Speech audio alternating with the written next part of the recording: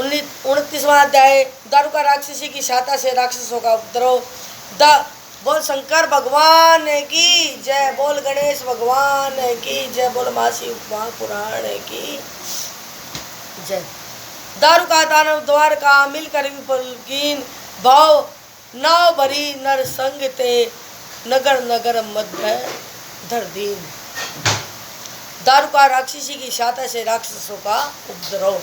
बोल शंकर भगवान की जय।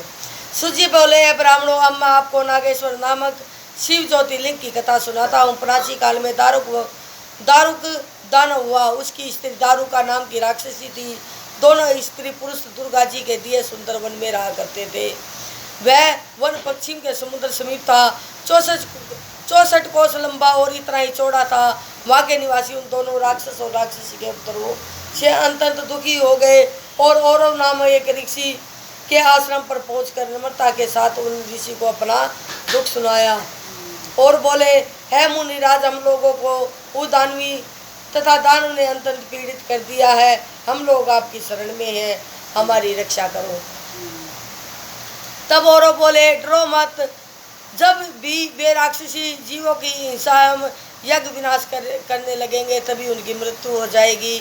ब्राह्मणों, इस प्रकार उन्हें धैर्य देकर औरव ऋषि ने जगत के कल्याण के लिए तपस्या करना आरंभ किया। उसके बाद देवताओं को ज्ञात हुआ कि औरव ऋषि ने इस प्रकार राक्षसों को श्राप दिया है, तो वे युद्ध करने के लिए अपने अस्त्र शस्त्र संभाल कर युद्ध भूमि में आ गए। तब युद्ध के लिए देवताओं को आया हुआ जानकर राक्षस अपने कर्तव्य के लिए विचार करने लगे। तब राक्षसों को दुखी देखकर दारुका को अपना वर याद आ गया। तब राक्षसों से कहने लगे, राक्षसों, तुम भय मत करो, मैं इस नगर को तुम्हारे सहित उठाकर जल के मध्य में रख दूंगी। यह सुनकर राक्षस निर्भय हो गए। फिर राक्षसी ने नगर को उठाया और समुद्र के मध्य में जाकर रख दिया। वहां जाकर राक्षस लोग सुखपूर्वक रहने लग गए। एक दिन दारुका भूमि पर आई। उसने देखा कि एक डोंगी असंख्य मनुष्यों से भरी हुई समुद्र में तैरती आ रही है। तब उसने राक्षसों को सूचना दी। तब राक्षस गण वहां पहुंच गए। डोंगी पर चढ़कर सभी मनुष्यों को उठाकर अपने नगर में ले गए। उनमें बेड़िया डालकर कैद कर दिया। उन मनुष्यों में एक सुप्रिया नाम का बनिया भी था, जो शिव भगत था। उसने जेल खाने में रहकर शिव पूजन करना आरंभ कर दिया। दूसरे मनुष्यों को भी शिव पूजन में लगा दिया। शिव की इस दुख से छुड़ाने वाले हैं, इस उपदेश से सभी शिव जी का पूजन करने लग गए। ब्राह्मणों, इस प्रकार शिव जी का पूजन करते करते उन्हें निर्विघ्नता के साथ 6 महीने गुजर गए। बोल शंकर भगवान की जय। नागेश्वर की उत्पत्ति तथा महिमा। दानव दुख सुनकर द्वारका दुखी भई मनमाई। तब नागेश्वर नागेश्वरी पतित कथा मनमाई। सूजी बोले, एक दिन की बात है कि दुष्ट दारुका राक्षस के किसी दोस्त ने सुप्रिया को शिव पूजन करते देख लिया।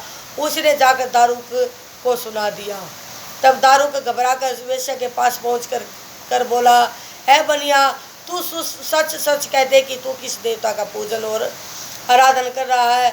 यदि सच सच कह दिया तो मैं तुझे छोड़ दूंगा, नहीं तो मौत के मुंह में डाल दिया जाएगा। सूजी बोले, उस राक्षस के इस प्रकार पूछने पर भी उस बनिया ने अपने भाव प्रकट न होने दिए। तब तो उस राक्षस ने क्रोध में आकर बनिया को मार देने के लिए आज्ञा दे दी।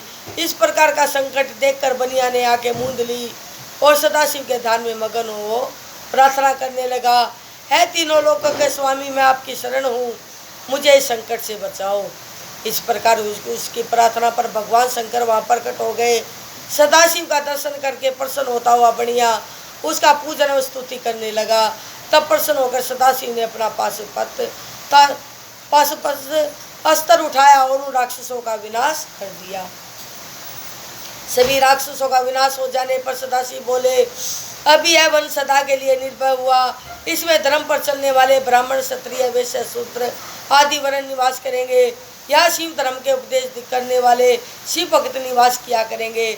धर्म का अंत होगा। तब द्वारका राक्षसी अंत दुखी होकर जगत माता श्री दुर्गा के पास पहुंचकर नम्रता से बोली, है भगवती मंगलमयी, आप कृपा करके मेरे परिवार की रक्षा करो। मैं भी आपके वंश तथा भक्तों की रक्षा किया करूँगी। इस प्रकार द्वारका राक्षसी की बात सुनकर श्री पार्वती जी ने उसे दिया हुआ अपना वर याद किया, फिर क्रोध में आ गई। इस प्रकार श्री उमा को देखकर प्रसन्न होते हुए शंकर जी बोले, ऐ कल्याणी, अब तुम अपनी इच्छा से जो चाहो कर सकती हो। श्री शंकर जी ने इतना सुनकर श्री पार्वती जी हंस पड़ी, फिर बोली है, ऐ स्वामीन, आपका कथन सत्य तो अवश्य होगा, किंतु युग के समाप्त हो जाने पर अब तो यहाँ राक्षसों का निवास होगा और मेरी शक्ति रूपा यह द्वारका ही उन पर शासन करने वाली होगी। तब सदाशिव बोले, ऐ देवी, आपकी इच्छा पूर्ण हो, किंतु मैं भी अपने भक्तों की रक्षा के लिए यहाँ स्थित रहूँगा। यदि कोई भी मनुष्य अपनी जाति तथा धर्म के अनुकूल आचरण करता हुआ प्रेम भक्ति के साथ मेरा आकर दर्शन करेगा तो वह अवश्य ही चक्रवर्ती राजा हो जाएगा। सूजी बोले, इस प्रकार कहकर तब भगवान शंकर तथा भगवती पार्वती दोनों ज्योति स्वरूप होकर नागेश्वर के नाम से वहाँ स्थिर हो गए। सूजी बोले, है मुनियो, अब हम आपको वीरसेन राजा की कथा सुनाते हैं। एक समय वीरसेन ने 12 वर्ष पर्यंत पार्थिव लिंग की कठोर पूजा करके कठोर तपस्या की। उससे प्रसन्न होकर सदाशिव प्रत्यक्ष होकर बोले, है राजन, मैं तुझे एक लकड़ी की मछली देता हूँ जो कि रांगे से मंडी होगी और उसे मैं अपनी योग शक्ति से शक्ति वाली कर दूंगा। उसी मछली को लेकर तू अपनी सेना समेत शिविर पर पहुँच कर जाएगा। वहाँ जाकर मेरे स्वरूप नागेश्वर जी शिव का पूजन करना। उससे तुझे पाशुपत अस्त्र की प्राप्ति होगी। उसके द्वारा दानव गुणों का नाश कर सकेगा। मेरे उस दर्शन से तुझे किसी प्रकार की कमी ना होगी। इतना कहकर भगवान शंकर अंतर्धान हो गए। उसके बाद वीरसेन शिव जी का वर पाकर उसकी परम कृपा से उस कार्य के करने में सामर्थ्यवान हुआ। बोल शंकर भगवान की जय। बन गई कैसी नू।